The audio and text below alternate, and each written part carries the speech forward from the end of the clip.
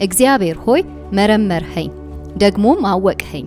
አንተ መቀመጤንና መነሳቴን ታውቃለህ፣ የልቤንም ሐሳብ ገና ከሩቁ ታስተውላለህ። መሄድ መተኛቴን አጥርተህ ታውቃለህ፣ መንገዶቼንም ሁሉ ተረድተሃቸዋል። እግዚአብሔር ሆይ ገና ቃል ካንደበቴ ሳይወጣ እነሆ አንተ ሁሉንም ታውቃለህ። አንተ ከኋላም ከፊትም ዙሪያዬን ከለልኸኝ፣ እጅህንም በላይ ያደረግህ። እንዲህ ያለው ዕውቀት ለኔ ድንቅ ነው፣ ልደርስበትም የማልችል ከፍ ያለ ነው። ከመንፈስህ ወዴት እሄዳለሁ? ከፊትስ ወዴት እሸሻለሁ? ወደ ሰማይ ብወጣ አንተ በዚያ አለ፣ መኝታዬንም በሲኦል ባደርግ በዚያ ትገኛለህ። በንጋት ክንፍ ተነስቼ ብበር እስከ ባህሩ ዳርቻ መጨረሻ ብሄድ በዚያም ቢሆን እጅ ትመራኛለች፣ ቀኝ እጅህም አጥብቃ ትይዘኛለች። እኔም ጨለማው በእርግጥ ይሰውረኛል፣ በዙሪያዬ ያለውን ብርሃን ሌሊት ይሆናል ብል ጨለማ ያንተን ዓይን አይዝም፣ ሌሊቱም እንደ ቀን ያበራል። ጨለማም ብርሃንም ላንተ አንድ ናቸውና። አንተ ውስጣዊ ሰውነቴን ፈጥረሃልና በእናቴም ማህፀን ውስጥ አበጃጅተህ ሰራኸኝ። ግሩምና ድንቅ ሆኜ ተፈጥሬያለሁና አመሰግንሃለሁ። ስራ ድንቅ ነው፣ ነፍሴም ይህን በውል ተረድታለች። እኔ በስውር በተሰራው ጊዜ አጥንቶቼ ካንተ አልተደበቁም። በምድር ጥልቀት ውስጥ በጥበብ በተሰራው ጊዜ ዓይኖች ገና ያልተበጀውን አካሌን አዩ።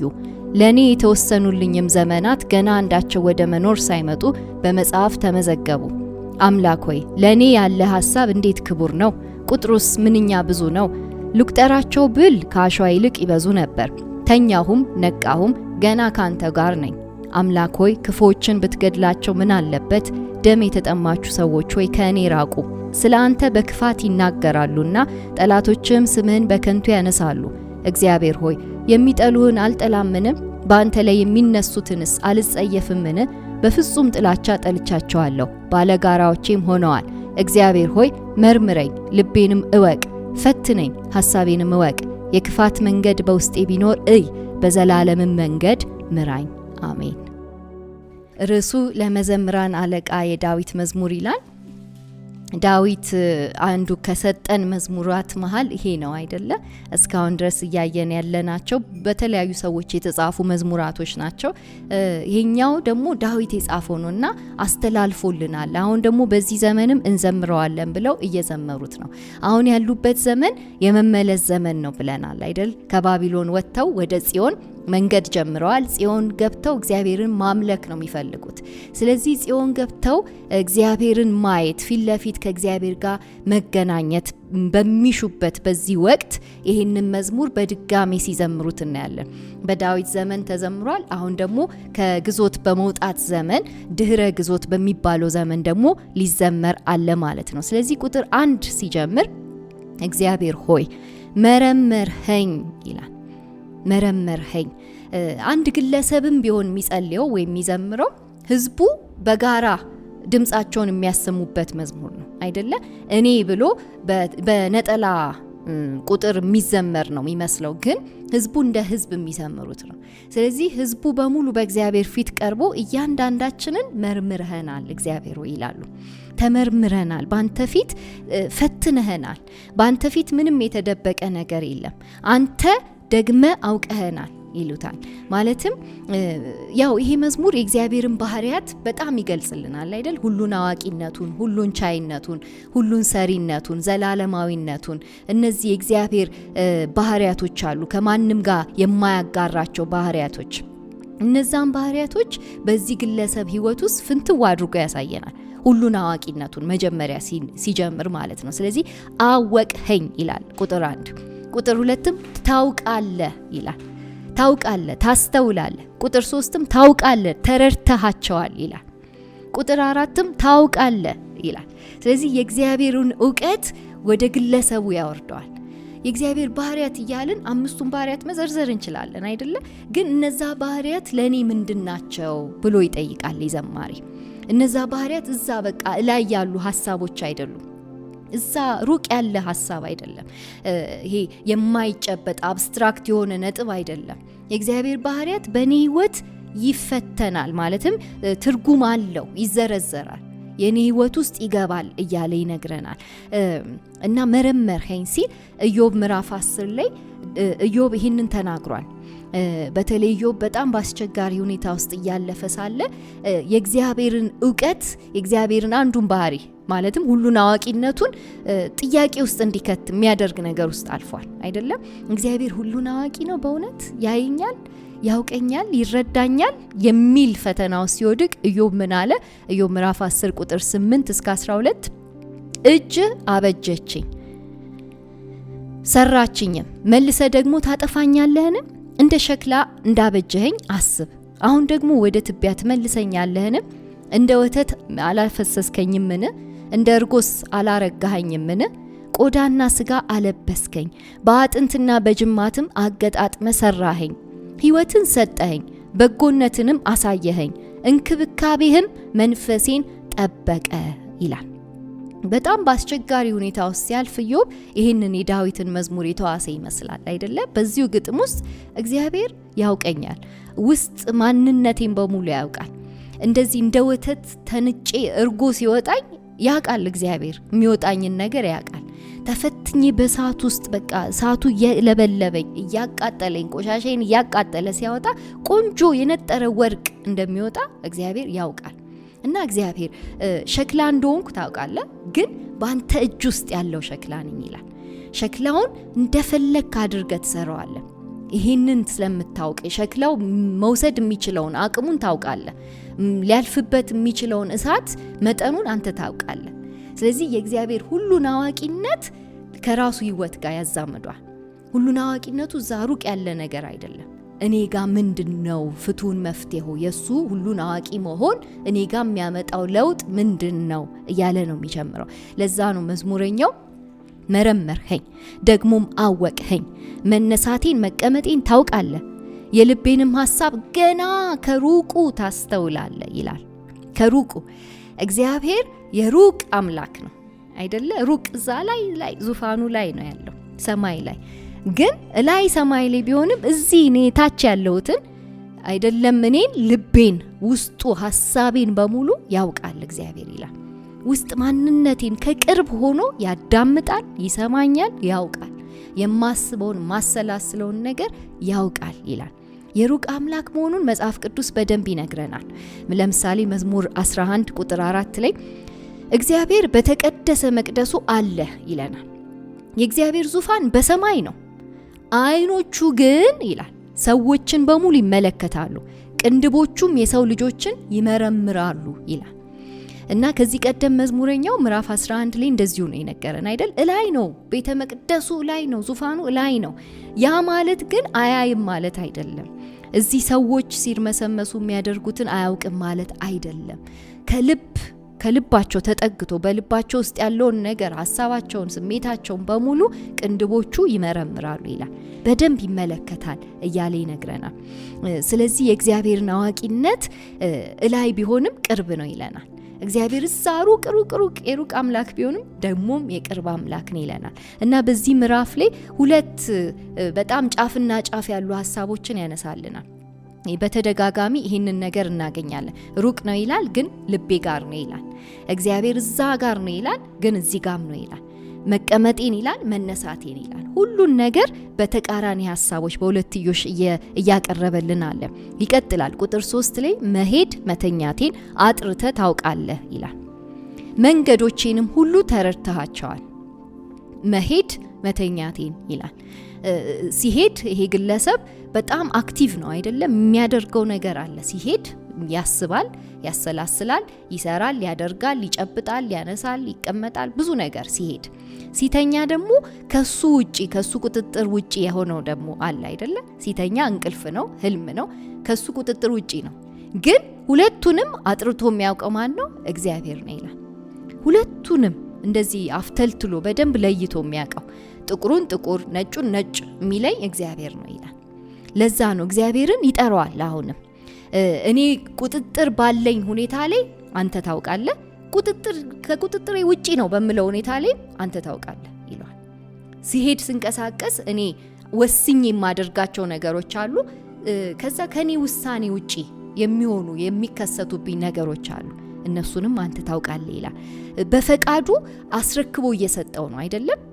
አሳልፎ ይሰጠዋል። ሁሉን ነገር አንተ ታውቃለህ ይላል። ለዛ ነው ቁጥር 3 በትይዩ መስመር ላይ መንገዶቼንም ሁሉ ተረድተሃቸዋል ይላል። መንገድ፣ ይሄ መንገድ የሚለው ሐሳብ ከመዝሙር 1 ጀምሮ የሚመጣ ነው አይደለ? 2 መንገዶች አሉ ይላል። 2 መንገዶች። ለምን ይሄን መንገድ እንደመረጥኩ አንተ ተረድተሃል ይላል። ታውቃለህ። የሆነ ሞቲቬን ይሄን መንገድ ስመርጥ ከበስተጀርባ ያለውን ሐሳቤን መሻቴን በሙሉ አንተ ትረዳለህ ይላል። ምክንያቱም አንዳንድ ሰው የጽድቅ መንገድ የሚመርጠው እግዚአብሔርን ብሎ አይደለም። አንዳንድ ሰው የጽድቅ መንገድ የሚመርጠው የእግዚአብሔር ቤት ለመድረስ ብሎ አይደለም። የጽድቅ መንገድ ለዚች ነገር በቃ አንድ ጥሩ ቤኔፊት ታመጣለች፣ ጥሩ ቆንጆ ነገር የሆነ ነገር ያመጣል ብለው ነው የሚመርጡት። ለዛ ነው ዳዊት ራሱን በእግዚአብሔር ፊት ብትንትን ያደርግና ለምንድን ይህን መንገድ የመረጥኩት? አንተ ታውቃለህ፣ መርምረኝና እኔም ራሴ እንዳስተካክል እርዳኝ እያለው ነው ያለው። ስለዚህ ራሱን በደንብ ከፍቶ ያሳየዋል። ቁጥር 4 እግዚአብሔር ሆይ ገና ቃል ከአንደበቴ ሳይወጣ እነሆ አንተ ሁሉንም ታውቃለህ ይላል። ሁሉን አዋቂነትን ከአንደበቱ ጋር ደግሞ ያያይዛል። ልቡን አሳየን አይደል? የልቡን መሻት፣ ልቡ ውስጥ የሚካሄዱትን ነገሮች፣ ውሳኔዎቹን፣ ድርጊቶቹን አሳየን። አሁን ደግሞ አንደበቱን። ስለዚህ አንደበቱ ጋር ያለው ቃል ለምን እንደሚወጣ፣ በምን ምክንያት እንደሚወጣ እግዚአብሔር ያውቃል ይላል። እግዚአብሔር ለማስደሰት ነው የምናገረው። ሳወራስ እሱን የሚያከብር ነገር ነው ማወራው። ቃላቶቼ ማወጣቸው ቃላቶች ለእግዚአብሔር ወይም ደግሞ እግዚአብሔር የሚወክሉ ናቸው። እሱንም አንተ ታውቃለህ ይላል። ስለዚህ አሁንም በፊቱ እግዚአብሔር ፊት ቀርቦ ራሱን ያፈሳል፣ ራሱን ያሳየዋል። ቁጥር 5 አንተ ከኋላም ከፊቴም ዙሪያዬን ከለልኸኝ፣ ከኋላም ከፊቴም ዙሪያዬን ይላል። ዕብራይስጡም ዙሪያ የሚለው ጾር ይለዋል። ማለትም መዞር፣ መከበብ። ዳዊት ተከብብ ያለው ባንተ ይላል። በሁለት መንገድ ማየት እንችላለን። አንደኛ እግዚአብሔር በሁሉ ቦታ ይገኛል አይደለ? ላይገኝ የሚችልበት ቦታ የለም። ሁሉም ቦታ እግዚአብሔር አለ። ያ ከበባን ያሳያል። ሁለተኛው ደግሞ ፈቃዴ በሙሉ ባንተ ተማርኳል እያለ ነው። ለምሳሌ የተከበበች ከተማ አለች አይደለ? የተከበበች ከተማ ፈቃዷን ወዲያው ታስገዛለች ለከበቧት። ምርኮኛ ነው የምትሆነው። ለዛ ነው ዳዊት ዙሪያዬን ከበኸኛል፣ ከልለኸኛል፣ እጅህንም በላይ አድርገሃል ይለዋል። የእግዚአብሔር ምርኮኛ ነኝ እያለ ነው ያለው። እግዚአብሔር ነው በላይ ላይ የሾምኩት አካል። እግዚአብሔር ብቻ ነው የሚያስተዳድረኝ። ስለዚህ ከእግዚአብሔር ውጪ ምንም ለማድረግ አልጋበዝም፣ አልፈልግም። ፈቃዴ፣ ሐሳቤ፣ ድርጊቴ፣ ውሳኔ፣ አንደበቴ፣ ልቤ በሙሉ ለእግዚአብሔር የተሰጠ ነው ይላል። ቁጥር 6 እንዲህ ያለው ዕውቀት ለእኔ ድንቅ ነው፣ ልደርስበትም የማልችል ከፍ ያለ ነው ይላል። ይሄ ቁጥር 6 ላይ የእግዚአብሔር ሁሉን አዋቂነት ትንሽ ማሰላሰል ሲጀምር በጣም ድንቅ መሆኑን ይገነዘባል። እና ደግሞ ይሄ ደስ ይለዋል። የእግዚአብሔር ዕውቀት ረቂቅ ባይሆን አይደለ? የእግዚአብሔር ዕውቀት ድንቅ ባይሆን ኖሮ በጣም ጉዳችን ይፈላ ነበር። እግዚአብሔር ሁሉን አዋቂ መሆኑ እኛን ነው የሚረዳን። ሁሉን አዋቂነት ውስጥ ምን አለ መሰላችሁ? ስናስብ ድካማችን አለ፣ ብርታት ማጣታችን አለ፣ ተስፋ መቁረጣችን አለ። እነዚህን ሐሳቦች ማወቅ መቻሉ ለኛ በጣም ድንቅ ነው ይላል። ባያውቅ ኖሮ ጉዳችን ነበር የሚፈላ። የጎረቤት ሀገር ጣዖታት አማልክት ጥቂት ነው የሚያውቁት፣ ጥቂት ነገር። የፈቀዳችሁላቸውን ነገር ያውቃሉ፣ ያወራችሁትን ነገር ያውቃሉ። ለዛ ነው ያው ይሄ መዳፍ እያዩ ምናምን የወደፊቱን መንገር የሚችሉ አሉ፣ በሌላ ኃይል ማለት ነው። መተንበይ የሚችሉ አሉ በሌላ ኃይል። ትንሽ ያህል ዕውቀት አላቸው። የእግዚአብሔርን ዕውቀት ግን ሊተካከል አይችልም። የእግዚአብሔር ዕውቀት የተወራውም ያልተወራው፣ ያሰብነውም ያላሰብነው፣ የሄድንበት ያልሄድንበት፣ ልንሄድበት ያሰብነው ገና ከሩቅ አድርጎ የሚያውቅ ነው። ስለዚህ ትንሽ ስለ እግዚአብሔር ኦምኒሸንስነስ ላስብ ሲል ድንቅ ነው ብሎ ይናገራል። ልደርስበት የማልችል ከፍ ያለ ነው እያለ ይናገራል። ኢዮብ ምዕራፍ 42 ላይ ትዝ ይላችኋል። ብዙ ነገር ተናገረ። እንደው እግዚአብሔር እንዲህ ቢያደርግ፣ እንደው እግዚአብሔር እንዲህ ቢያደርግ እያለ ምላሽ ሰጠ። ያው ካለበት ችግር የተነሳ ግን የሆነው ምዕራፍ ማለትም የመጨረሻው ምዕራፍ ላይ ደረሰ። ምዕራፍ 42 ላይ እግዚአብሔር ምዕራፍ 38 ላይ ንግግር ጀመረ ከኢዮብ ጋር አይደለም። እንደ እግዚአብሔር ያለ ዕውቀት አለ? እንዴት ያለ ዕውቀት በሚደረግ ምክር ነገሮችን ታጨልማለህ ኢዮብ? አንተ እኮ ሁሉን አዋቂ አይደለህም ይለዋል። ሁሉን አዋቂ እኔ ነኝ። ለምሳሌ ሰጎንና ፈረስን በተለያየ ጉልበት ነው የሰሯቸው። በተለያየ የአእምሮ ዕውቀት ነው የሰሯቸው። ጉንዳንና ንብን በተለያየ ዕውቀት ነው የሰሯቸው። ለምን እንደሱ እንደፈጠርኳቸው ራሱ አንተ ልታስረዳኝ አትችልም። እኔ ነኝ ምክንያቱን ማቀው ይለዋል። እና ይህን ብዙ ምክንያቶችን እግዚአብሔር ከሰጠው በኋላ ስነ ፍጥረትን ካሳየው በኋላ ምዕራፍ 42 ቁጥር 2 እንደዚህ ይላል። ኢዮብ ነው የሚናገረው። አንተ ሁሉን ማድረግ እንደምትችል እቅድህም ከቶ እንደማይሰናከል አወቅህው ይላል። በቃ የተሰጠኝ ዕውቀት ሁሉን አዋቂና ሁሉን አድራጊ መሆን ነው። ያንተ አይነት ዕውቀት የለኝም። እቺኛው ዕውቀት ነች ያለችኝ። ለኔ ራስህን ልትገልጥ በፈለክበት በዛ መገለጥ አንተን አውቀሃለሁ። አንተ ካልገለጥክልኝ ውጪ አንተን አላውቅህም። አያችሁ፣ እግዚአብሔርን እናውቃለን ምንለው ራሱ እግዚአብሔር በከፈተልን ያቺ ትንሽ ቀዳዳ ብቻ ነው። ብዙ በጣም ሰፊ የሆነ የእግዚአብሔር ባህሪ አለ። የተገለጠልን ባህሪያቱ 5 ናቸው። 5ቱም ትንሽ አይደል? ፍንትው ያለ ዕውቀት የለንም፣ ግን ትንሽ ፍንጥቅጣቂ ዕውቀት አለ። ለዛ ኢዮብ ምን ይላል? እቅድ ከቶ እንደማይሰናከል አወቅው። እና እግዚአብሔር ሆይ አንተ ያለ ዕውቀት እቅዴን የሚያደበዝዝ ይህ ማን ነው ብለኸኝ ነበር። ምዕራፍ 38 ላይ እንደሱ ብሎት ነበር። በእርግጥ ያልገባኝን ነገር የማላውቀውንና ላስተውል የማልችለውን ጉዳይ ተናገርሁ ይላል። ተናገርሁ ያለ ዕውቀት ፉሊ ያንተን ባህሪ ሳልረዳ አውርቻለሁ። ያንተ ባህሪ የሚያካትተው ነገሮች በሙሉ አላቃቸውም። ብዙ ነገሮች አሉት እግዚአብሔር፣ ጥቂቱን ነው የምናውቀው። እግዚአብሔር የገለጠልን ነው የምናውቀው እያለ ኢዮብ ይናገራል። ለዛ ነው መዝሙረኛው ያንተ ዕውቀት ለኔ ድንቅ ነው ይላል። እንዲህ ያለው ያንተ ዕውቀት ለኔ እጅግ ድንቅ ነው። አሰላስርዬ አስቤ ልደርስበት የማልችል ከፍ ያለ ነው ይላል። አያችሁ፣ ቅድም የጀመረበት ጋር ነው የሚያመጣን አይደል? ቅድም ቁጥር 2 ላይ ሩቅ ነው እግዚአብሔር ብሎናል። ከዛ ደግሞ ልቤ ጋር ነው ብሎናል። አሁንም መልሶ እዛ ዙፋኑ ጋር ይመልሰዋል። ሩቅ ነው፣ ከፍ ያለ ነው። እግዚአብሔር ሐሳብ፣ እግዚአብሔር ባህሪ እኛ ሙሉን ጠቅልለን ካወቅን እግዚአብሔር ስለማይሆን እዛ ቦታው ላይ መሆኑን እናስተውል ይለናል።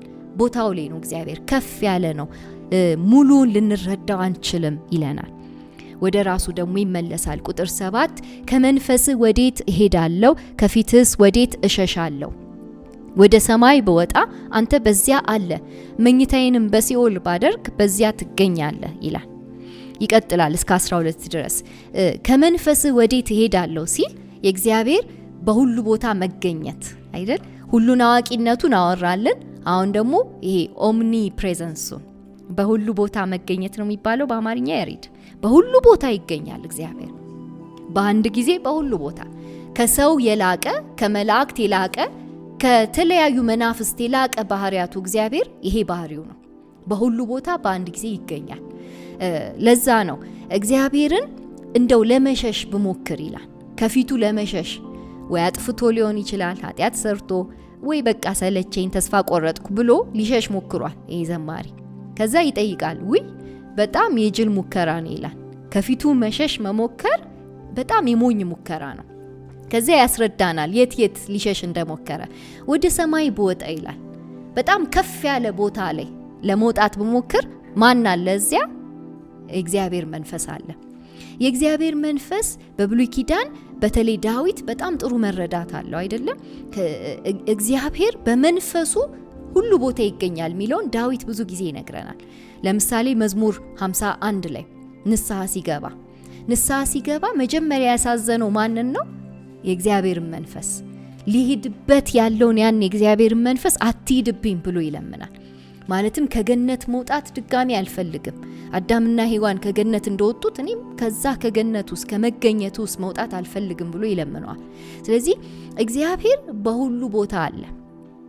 ሲኦል ራሱ አለ አይደል? የሚቀጥለው ቁጥር ላይ ያለ ሰማይ ላይ መልካም የሚባሉ ቦታዎች ላይ አለ፣ መልካም የማይባሉ ቦታዎች ላይ አለ።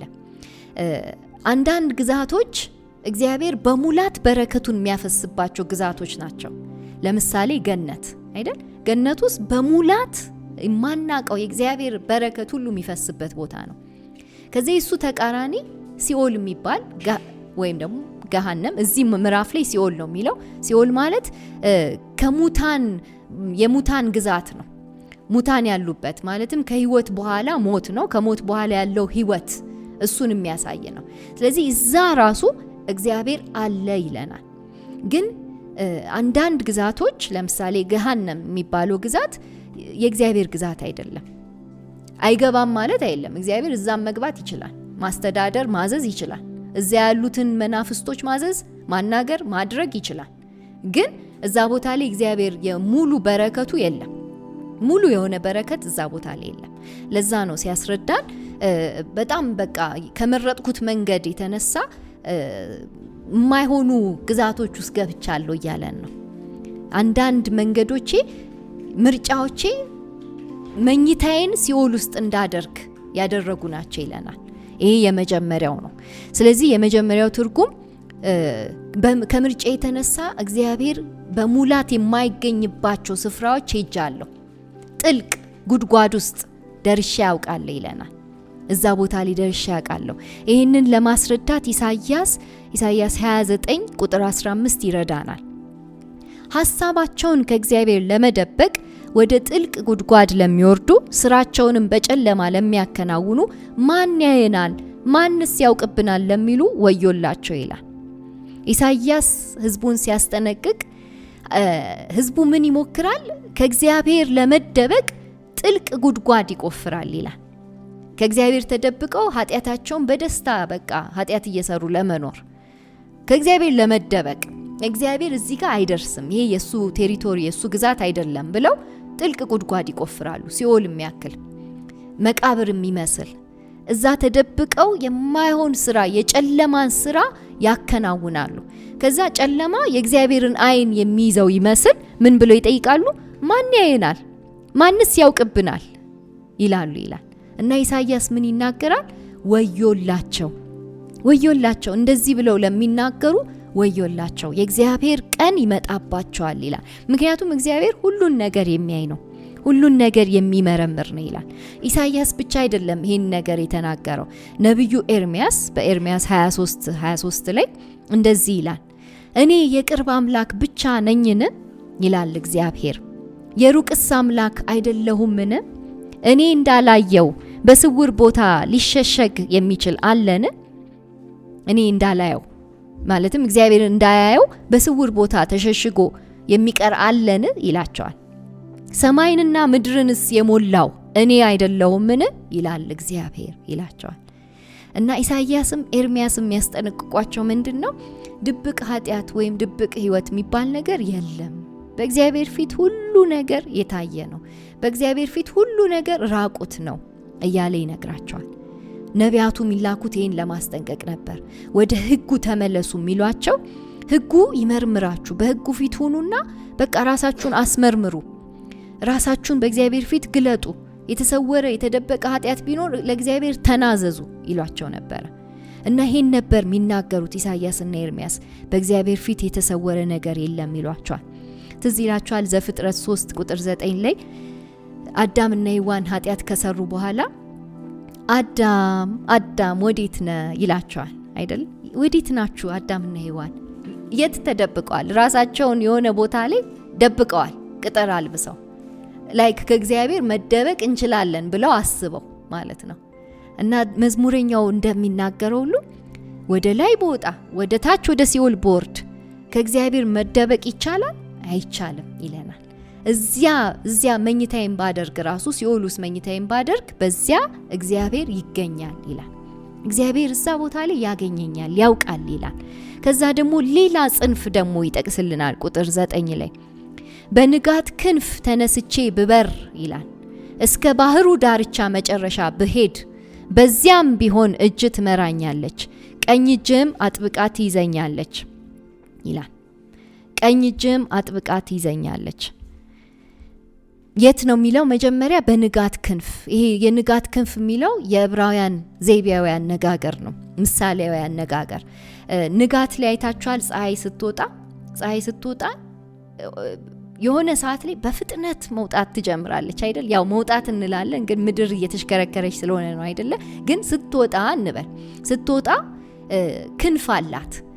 ክንፏ ምንድነው? ብርሃኗ ነው፣ ጨረሯ።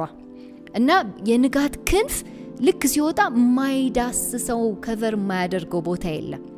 ቶሎ በፍጥነት እየወጣ ሁሉንም እየዳሰሰ ሁሉንም እያበራ ይሄዳል። ለዛ ነው ልክ እንደሷ እንኳን ልብረር ብር እስከ ባህሩ ዳርቻ ድረስ እንደው ያላካለልኩት ስፍራ የለም ብል ያካለልኳቸውን ስፍራዎች በሙሉ እግዚአብሔር ያውቃል ይላል። የሄድኩባቸውን መንገዶች በሙሉ እግዚአብሔር ያውቃል። ከሱ ለመሸሽ የሮጥኩባቸውን መንገዶች ሁሉ እግዚአብሔር ያውቃል ይላል። በዚያም ቢሆን እጅ ምን ታረገኛለች? ትመራኛለች ይላል። ቀኝ እጅም አጥብቃ ትይዘኛለች። የእግዚአብሔር ቀኝ እጅ በላዩ ላይ እንዳለ ይነግረናል አይደል? ቁጥር 5 ላይ እጅህን በላይ ያደረገ ብሎታል። ዙሪያ ከለላው በሙሉ ለእግዚአብሔር ምርኮኛ እንደሆነ ተናግሯል። ስለዚህ አሁንም ቀኝ እጅህም አጥብቃ ትይዘኛለች ይላል። ቁጥር 11 እኔም ጨለማው በእርግጥ ይሰውረኛል፣ በዙሪያ ያለውን ብርሃን ሌሊት ይሆናል ብል ጨለማ ያንተን አይን አይዝም፣ ሌሊቱም እንደ ቀን ያበራል፣ ጨለማም ብርሃንም ላንተ አንድ ናቸውና ይላል። አሁን ደግሞ ሌላው ጽንፍ ምንድነው? ጨለማ ብርሃን፣ ጨለማ የእግዚአብሔር አይን፣ ሌሊት ጨለማ ብርሃን የሚሉ ጽንፎች ናቸው አይደለ? በሁለት ጽንፎች የእግዚአብሔርን ባህሪ ያሳየናል። ምን ይላል? በጣም ርቄ ከእግዚአብሔር ሄጃለሁ፣ ጨለማ ግዛት ውስጥ ነኝ ያለሁት ብል እንኳ ጨለማው ሊሰውረኝ አይችልም ይላል። እኔ የእግዚአብሔር ስለሆንኩ እግዚአብሔር እኔን ሊፈልገኝ ይመጣል፣ እዛ ግዛት ውስጥ ይመጣል ይላል። አይታችሁት ከሆነ የሱፐርማን አይን አለ። ሱፐርማን የሚባል ይሄ ከልዕለ ሰብ የሆነ ግለሰብ አለ እና አይኑ የኤክስሬ ቪዥን አለው። ማየት ይችላል፣ ውስጥ ሁለንተናን ጨለማ ውስጥ ማየት ይችላል። በቃ ቪዥኑ በጣም ሰርስሮ ማየት የሚችል ነው። ይሄ እግዚአብሔር ከዛ የበለጠ ማየት የሚችል ነው ይላል። ጨለማ ውስጥ ተቀምጬ ብደበቅ ራሱ ጨለማው አይኑን አይዘው። ጨለማ ውስጥ የኤክስሬ አይን አለው፣ ማየት ይችላል፣ ያበራ ማየት ይችላል። እና እግዚአብሔር ዘንድ ጨለማ የሚባል ታሪክ የለም፣ ጨለማ የሚባል ወሬ ንግግር የለም ይላል። እግዚአብሔር ባለበት ሁሉ ነገር ብርሃን ስለሚሆን እያለ ይነግረናል። ይህንንም ደግሞ ከዘፍጥረት 1 እናውቀዋለን አይደለም? ዘፍጥረት 1 ላይ ጨለማም በጥልቁ ውስጥ ነበር ይለናል አይደል? የእግዚአብሔር መንፈስ በውሆች ላይ ሰፎ ነበር። ከዛ የእግዚአብሔር መንፈስ ከሰፈፈ በኋላ ጨለማን ዞር የሚያደርግ የእግዚአብሔር ቃል መጣ። ብርሃን ይሁን የሚል የእግዚአብሔር ቃል መጣ። የእግዚአብሔር መንፈስ ጨለማውን፣ ቀውሱን፣ ይሄ ቅርጸ ቢስ የሆነውን ነገር አስገዝቶት ስለነበር ጨለማ ቦታውን ለቀቀ። አይችልም። የእግዚአብሔር ብርሃን ባለበት ጨለማ መቆም አይችልም። የእግዚአብሔር ቃል ውስጥ ጨለማ ዝም ብሎ ሐሳብ አይደለም፣ ኃይል ነው፣ አቅም ያለው ነገር ነው። ሁልጊዜ እግዚአብሔር ስራውን ሊሰራ ሲል የሚቋቋም አንድ ኃይል ነው፣ ራሱን የቻለ ኃይል። ስለዚህ ሁለት ግዛቶች አሉ እንዳልነው፣ አንዱ ግዛት የጨለማ ግዛት የሚባለው ነው። አንዱን ግዛት የሚያስተዳድረው ጨለማ የሚባለው ኃይል ነው። ራሱን የቻለ ማንነት ያለው፣ አቅም ያለው፣ አይምሮ ያለው፣ ፈቃድ ያለው፣ ስም ያለው፣ ጨለማ የሚባል ስም ያለው ኃይል አለ። ስለዚህ እዛ ቦታ ላይ እንኳን በቃ የሱ ግዛት ውስጥ ገብቼም እንኳን ቢሆን አይሰውረኝም፣ ያ ግዛት አይሰውረኝም። እግዚአብሔር እዛ ግዛት ውስጥም ኃይለኛ ነው። ከዛ ግዛት ውስጥ ፈልቅቆ ማውጣት ይችላል እግዚአብሔር። ስለዚህ አውጥቶ እዚህ ወደ ብርሃን ያመጣኛል ይላል። በዙሪያ ያለውም ያ ሌሊት ይሆናል ብል ብርሃን ነው የሚያደርገው እግዚአብሔር። ይሄ በሁለት መንገድ ልንረዳው እንችላለን። አንደኛው በምርጫው ወደማየውን ግዛት ሄዷል ይሄ ሰው አይደል? ማየውን ግዛት። ሁለተኛው ልንረዳው የምንችለው ያ ግዛት የማየውን ተጽዕኖ እዚህ ሰው ላይ ሊያደርግ ይፈልጋል። ተስፋ መቁረጥ፣ በቃ ተው፣ የጀመርከውን መንገድ ተው የሚያስብል ይቅርብ ተው እና ሁሉ ነገር ያጨልምብናል የሆነው ጊዜ ላይ። በተለይ ጽዮን መንገደኞች ከሆነን ጽዮን እንዳንደርስ የሚይዝ ያ ሊገታን የሚፈልግ የዛ የጽዮን ተራራ ላይ አትደርሱም የሚል አንድ ኃይል አለ እና የኃይል መጥቶ ሊያጨልምብን ቢሞክር ራሱ አይችልም እያለ ነው የሚናገረው ዳዊት። ምክንያቱም እግዚአብሔር ብርሃኔና መድኃኒቴ ነው የሚለው። ብርሃኑና መድኃኒቱ እንደሆነ ብዙ ጊዜ ነግሮናል፣ መዝሙር 27ን ጨምሮ አይደለ? ስለዚህ ብርሃንም ጨለማም ላንተ አንድ ናቸው ይላል ቁጥር 12። አንድ ነው ለእግዚአብሔር። ምንም አቅም የለውም ጨለማ እግዚአብሔር ላይ። ልክ ጨለማ ቦታ ላይ ሲመጣ እግዚአብሔር ብርሃን ይሆናል፣ ቦታ ይለቃል። ለዛ ነው ወንጌላዊ ዮሐንስ ምዕራፍ 1 ላይ ዮሐንስ ወንጌል ምዕራፍ 1 ላይ ጨለማ ሊረዳው አልቻለም ብርሃንን ይለናል። ሊረዳው አይችልም፣ አይገባውም። የብርሃን ኃይል አይገባውም። ጨለማ ገፍትሮ እንዴት እንዳወጣው ራሱ አያውቅም። ብቻ የሆነ ጊዜ ላይ ተገፍትሮ ወጥቷል። የሆነውን ግዛት እግዚአብሔር አስለቅቆታል በብርሃን። ስለዚህ ሊረዳው አይችልም ይለናል ወንጌላዊ ዮሐንስ። ሌላው ሽማግሌ ዮሐንስ ደግሞ በደብዳቤዎች ውስጥ ግዛታችሁን ለዩ ይለናል። በተለይ አንደኛ ዮሐንስ ውስጥ በቃ የብርሃን ልጆች ናችሁ ወይስ የጨለማ ልጆች ይለናል። ምክንያቱም ሁለት አይነት ግዛት ነው ያለው፣ ሁለት መንግስት ነው ያለው፣ ለዩ እያለ ያን ደብዳቤ ሲጽፍላቸው እናያለን። ለዛ ይሄም ዘማሪ ጨለማ ያንተን አይን አይዝም፣ ልክ እኔን ስታየኝ በቃ እዛ ጨለማ ቦታ ላይ ነኝ ብዬ ተስፋ የቆረጥኩበት ቦታ ላይ ስታየኝ ብርሃን ታበራልኛለህ። ያንተ አይን ወደ እኔ ያቅና እንጂ ያበራል፣ ሌሊቱ እንደ ቀን ያበራል እያለ እምነቱን ይገልጻል። ቁጥር 13 አንተ ውስጣዊ ሰውነቴን ፈጥረሃልና በእናቴ ማዕፀን ውስጥ አበጃጅተ ሰራኸኝ። ውስጣዊ ሰውነት በእናቴ ማዕፀን ውስጥ አበጃጅተ ሰራኸኝ። ግሩምና ድንቅ ሆኜ ተፈጥሬያለሁና አመሰግንሃለሁ። ስራ ድንቅ ነው፣ ነፍሴም ይህን በውል ተረድታለች። እኔ በስውር በተሰራው ጊዜ አጥንቶቼ ካንተ አልተደበቁም። በምድር ጥልቀት ውስጥ በጥበብ በተሰራው ጊዜ ዓይኖች ገና ያልተበጀውን አካሌን አዩ። ለኔ የተወሰኑልኝም ዘመናት ገና አንዳቸው ወደ መኖር ሳይመጡ በመጽሐፍ ተመዘገቡ። አምላክ ሆይ ለኔ ያለ ሐሳብ እንዴት ክቡር ነው! ቁጥሩስ ምንኛ ብዙ ነው! ልቁጠራቸው ብል ከአሸዋ ይልቅ ይበዙ ነበር። ተኛሁም ነቃሁም ገና ካንተ ጋር ነኝ፣ ካንተው ጋር ነኝ እያለ ይናገራል። ከቁጥር 13 እስከ 18 ደግሞ ወደ ራሱ ወደ ውስጥ ማንነቱ ይመጣል አይደለ? የእግዚአብሔር ባህሪያቶች በእኛ ህይወት ሲመነዘሩ ያላቸውን ፋይዳ ነው ሊያሳየን እየሞከረ ያለው። የእግዚአብሔር ሁሉን አዋቂ መሆን፣ ሁሉን ቻይ መሆን፣ ሁሉን ሰራተኛ በሁሉ ቦታ በአንድ ጊዜ መገኘት መቻሉ ለሱ ያለው ፋይዳ ሲነግረን እዚህ ጋርም ይቀጥላል። ስለዚህ ከእናቱ ማህፀን ያለውን ነገር ያብራራልናል። በእናቴ ማህፀን ውስጥ አበጃጃኝ ሲለው ይሄን ነው እያለ ያለው። ይሄንን አሰራር ታውቁታላችሁ፣ ክሮሼ ይባላል። ክሮሼ ማለት ሹራብ የሚሰሩበት ጥበብ ነው አይደለ? ሲጀምሩ አንድ ክር ይዘው ነው የሚጀምሩት፣ ግን ጥበብ አላቸው እጃቸው ላይ። ያቺ አንድ ክር የሆነ ሰዓት ላይ ሹራብ ሆናለች፣ ወይ የሆነ ሰዓት ላይ ካልሲ ወይ ኮፍያ፣ ቆንጆ ነገር ይወጣታል። ያንን አገባብ ነው እዚህ ጋር የሚጠቀመው ዳዊት። እና ምንድነው የሚለው? እግዚአብሔር ክሮሼ ይዞ አንዱን ክር ከአንዱ ክር እያበጀ ውስጣዊ ሰውነቴን ፈጥሯል ይላል። በማይገባን መንገድ ዳዊት እዚህ በጣም የባዮሎጂ ነገሮችን ይጠቀማል። ከ13 እስከ 18 የእናቱን ማህፀን ይጠቅሳል። በምን እውቀት እንዳወቀ አናቅም። በዛ ዘመን በተለይ እዛ ማህፀን ውስጥ እንዴት እንደተበጀ እየነገረን ያለው። ልክ ሁለት ክሮሼ ይዞ እግዚአብሔር እንዴት እየፈተለ ክርን ከክር እያዋደደ እየሰፋ ያንን አካላቱን ሰውነቱን በድንቅ በረቂቅ መንገድ እንዴት እንዳበጀ እየተናገረ ነው ያለው። ስለዚህ ዳዊት ቁጥር 14 ላይ ግሩምና ድንቅ ሆኜ ተፈጥሬያለሁና ይላል።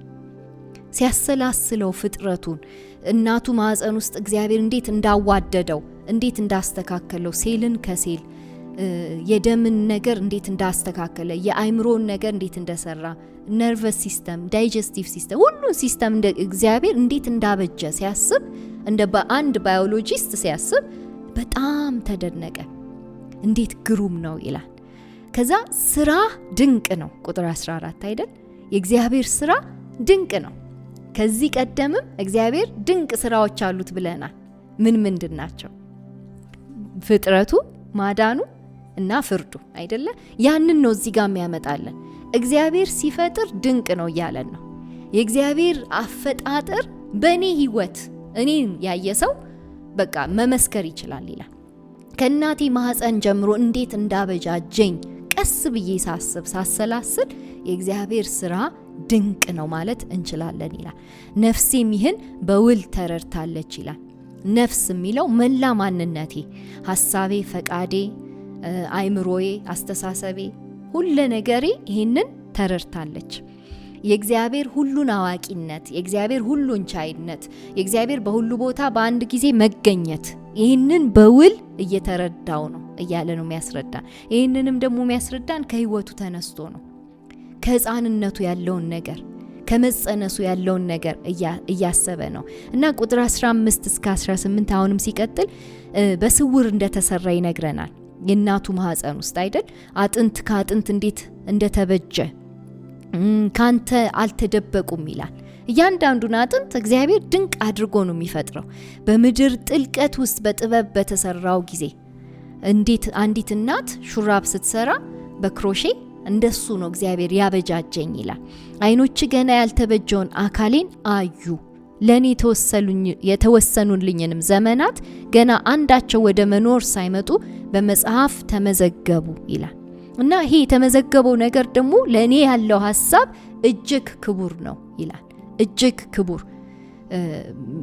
አንደኛ ሐሳቡም ኳሊቲ አለው፣ እንደገና ደግሞ ኳንቲቲም አለው። ቁጥር 17 አይደለም ክቡር ሐሳብም ነው፣ ብዙ ሐሳብም ነው ያለው እግዚአብሔር። እኛን ሲያበጃጀን፣ እኛን ሲፈጥረን የፈጠረበት ዓላማ ብዙም ነው፣ ክቡርም ነው፣ ንጹህም ነው፣ ደስ የሚልም ነው። እንደገና ደግሞ ስፍር ቁጥርም የለው። በጣም ብዙ ሐሳብ አለው። ልቁጠራቸው ብል ከአሸዋ ይልቅ ይበዛል ይላል። እግዚአብሔር ለእያንዳንዱ ግለሰብ ከናቱ ማህፀን ከናቱ ሆድ ጀምሮ ዓላማ አለው ለእያንዳንዱ ግለሰብ። አንዳንድ ግለሰብ ሲወለድ ምናልባት አካላዊ እክል ገጥሞት ሊወለድ ይችላል። በእናቱ ማህፀን ውስጥ አደጋ ደርሶበት ሊሆን ይችላል። ለዛ አንዳንድ ሰው አይኑ ወይ አፍንጫው ወይ እጁ የሆነ ችግር ሊደርስበት ይችላል እና ይሄንን ምዕራፍ ጥያቄ ውስጥ አይከትም። ይሄ ምዕራፍ ምንድነው እያለን ያለው? እዛ ቦታ ላይ የተሰራው ስራ ድንቅ ነው። አደጋ ደርሶበታል ወይ? አዎ ደርሶበታል። በዚህ በወደቀው ዓለም አይደለም በማህፀን ውስጥ እኛም አደጋ ይደርስብናል አይደል? ዛሬ ላይ ምንም ልንደማ እንችላለን፣ ልንቆረጥ እንችላለን፣ ብዙ አይነት አደጋ። ያ የእግዚአብሔርን ስራ ድንቅ ከመሆን አያጎድለው። የአካል ጉዳት የእግዚአብሔርን ስራ ድንቅ ከመሆን አያጎድለው። እያንዳንዱ ግለሰብ እግዚአብሔር በመጽሐፉ ጽፎለት ክቡር ዓላማና ብዙ ዓላማ ይዞ የተወለደ ግለሰብ ነው ይለናል። እና ዳዊት ይህንን እንዲያስተውሉ እያገዘን ነው ያለው። እስራኤላውያን ያግዛቸዋል። እግዚአብሔር ከናንተ ጋር ነው በእያንዳንዱ ስቴፕ፣ በእያንዳንዱ እርምጃ ከጽንስ ጀምሮ እግዚአብሔር ከናንተ ጋር ነው ይላቸዋል። ለዛ ነው ቁጥር 18 ላይ ተኛሁም ነቃሁም ገና ከአንተው ጋር ነኝ ይላል። እግዚአብሔር አይተወንም እያለ ነው። ከጽንስ ጀምሮ እግዚአብሔር ሰው የሚለው ሰው ከጽንስ ነው አይደለም? ለዛ ነው ውርጃን እኛ ማንደግፈው። ውርጃ ከእግዚአብሔር ሐሳብና ፈቃድ ይሄ ከስነ አፈጣጠሩ ጋር የሚጣረስ ሐሳብ ነው፣ የሚቃረን ሐሳብ ነው፣ እግዚአብሔር የማይደግፈው ሐሳብ ነው። ስለዚህ እግዚአብሔር ካንተው ጋር ነኝ የሚለው ማህፀን ውስጥ እኮ ያለ ነው። አይገርማችሁ? ማህፀን ውስጥ ተኝቶ አንቀላፍቶ ሲነሳ እግዚአብሔር ከሱ ጋር ነው። ማህፀን ውስጥ እግዚአብሔር ዙፋኑ ላይ ነው፣ ላይ ቤተ መቅደስ ውስጥ ነው። እንደገናም ደግሞ የእናቱ ማህፀን ውስጥም ነው። እግዚአብሔር እላይ አልደርስበትም ከፍ ያለ ቦታ ላይ ነው ብሎናል። እንደገና ደግሞ ስጋዬ ሲበጃጅ አጥንቶቼ ከአጥንት ሲዋሃድ ሲገናኝ አብሮኛለ፣ ጅማቶቼ ሲፈጠሩ አብሮኛለ ይላል። ተኛሁም ነቃሁም የሚለው ቅድም እንደነገረን ነው። ቅድም እንዴት ነው የነገረን? ቁጥር 3 ላይ መሄድ መተኛቴን ብሎናል። መሄድ መተኛቴን አጥርተህ ታውቃለህ ብሎናል። እሱን ነው እዚህ ጋር የሚደግምልን። እዚህ የእናቴ ማህፀን ውስጥም ተኛውም ነቃውም ስወጣም ስገባም ከኔ ውጪ ባለው ነገር ሁሉ ላይ አንተ ከኔ ጋር ነህ ይለዋል። እግዚአብሔር አብሮነቱን ያሳየዋል። ከእናቱ ማህፀን ጀምሮ ያለውን አብሮነቱን ይገልጽለታል። ቁጥር 19 እስከ 24 ድምፁ ይቀየራል። ቀየር ይላል አይደለ? ምንድነው እየተናገረ ያለው? መጀመሪያ ላይ ምን ሲስልልን መጣ? የእግዚአብሔርን ባህሪያት፣ የእግዚአብሔር ባህሪያት ቅድስናው፣ ዘላለማዊነቱ፣ ሁሉን አዋቂነቱ፣ ሁሉን ቻይነቱ፣ በሁሉ ስፍራ በአንድ ጊዜ መገኘቱ የሚባሉ ነገሮች አሉ ከማንም ጋር ማያጋራቸው። ይሄ ቅድስናው አለ። ስለዚህ አሁን እስካሁን ድረስ የዘረዘርኩላችሁ በእኔ ህይወት ሲዘረዘር ሲመነዘር ያለውን ፋይዳ አይተናል። አሁን በእኔ ህይወት የእግዚአብሔር ባህሪያት እንዲህ ከተገለጸ ዘንዳ የእሱም ባህሪያት የማይወክሉ ወገኖችን እገፋቸዋለሁ ይላል። እገፋቸዋለሁ፣ አልፈልጋቸውም። ምርጫዬን ከእግዚአብሔርና ከእግዚአብሔር ጋር ብቻ አደርጋለሁ ይላል። ምክንያቱም እሱ የጽድቅን መንገድ መርጧል። የሱ ተቃራኒ የሆኑ የሞትን ወይም የኃጥእን መንገድ የመረጡ ደግሞ አሉ። ለዛ ነው እዚህ ጋር ሲያስተዋውቀን ክፉዎች ይለናል። ክፉዎች ምዕራፍ 1 ላይ አስተዋውቆናል። ክፉዎች አሉ፣ መንገድ አላቸው፣ የራሳቸው መንገድ፣ ወንበር አላቸው አይደል? ምክር አላቸው፣ አካሄድ አላቸው። የነሱም መንገድ መዝሙር 1 ላይ እምቢ ብሎ የወጣ ሰው ነው፣ እምቢ ያለ ሰው ነው። ለዛ ነው አሁን ክፉዎች ከኔ ይራቁ ይላል።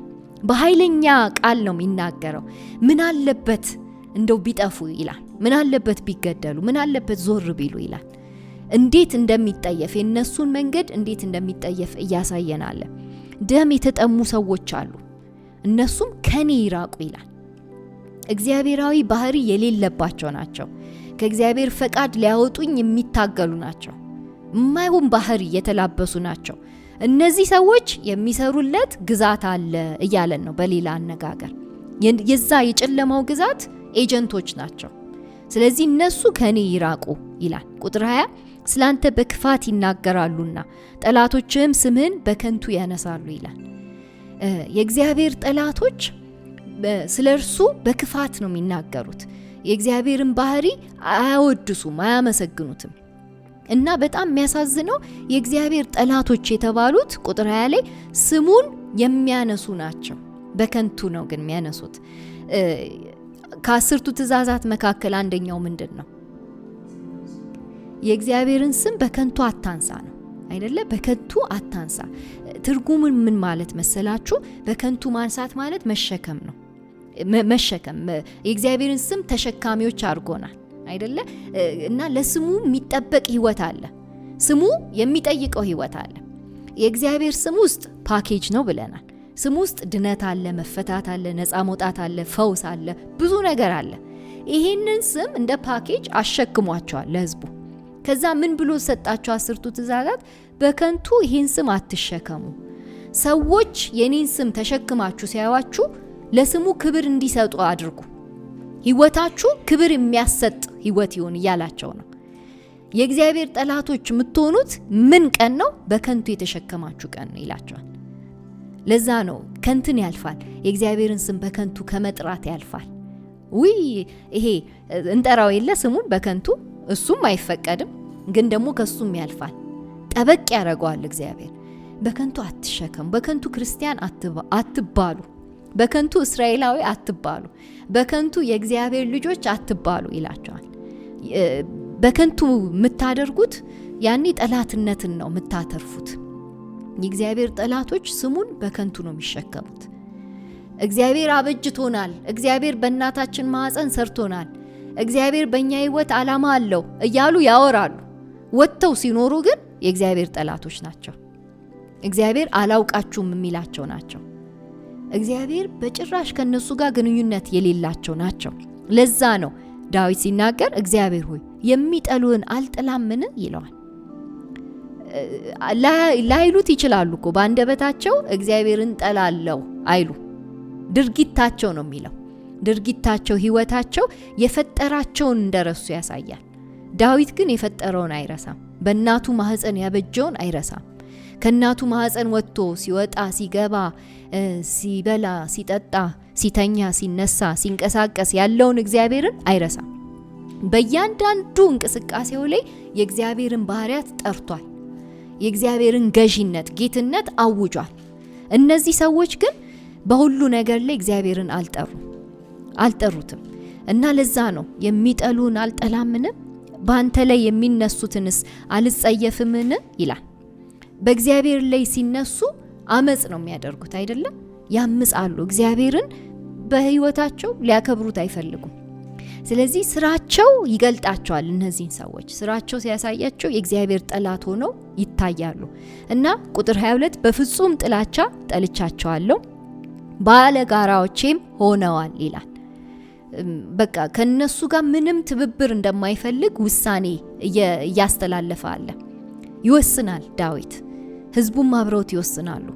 በፍጹም ከነሱ ጋር አልተባበርም፣ ስራቸውን ጠልቸዋለሁ። በቃ ጠላቶች ሆነውኛል፣ ባለጋራዎች ሆነውኛል።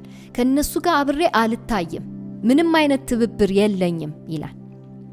መደምደሚያው ጋር እንመጣለን። እግዚአብሔር ሆይ መርምረኝ፣ ልቤንም እወቅ፣ ፈትነኝ፣ ሐሳቤንም እወቅ። የክፋት መንገድ በውስጤ ቢኖር እይ፣ በዘላለም መንገድ ምራኝ ይላል። ምንድነው የሚለው? የመጨረሻው ጥሪ የሚያቀርበው መርምረኝ፣ ልቤን እወቅ፣ ፈትነኝ፣ ሐሳቤን እወቅ ይላል።